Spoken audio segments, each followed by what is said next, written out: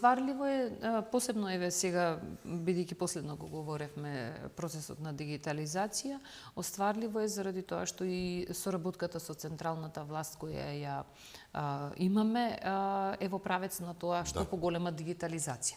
Значи со младиот и посветен министер Стефан Андоновски баш имавме една квалитетна и долга дискусија околу сето тоа.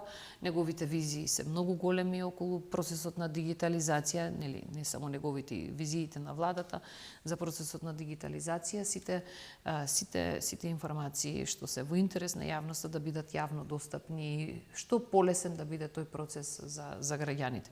Ние како локална самоуправа, сега се ставам пред време во тие кондори, ама ние мораме да размислуваме така визионерски дека тој процес треба да трае.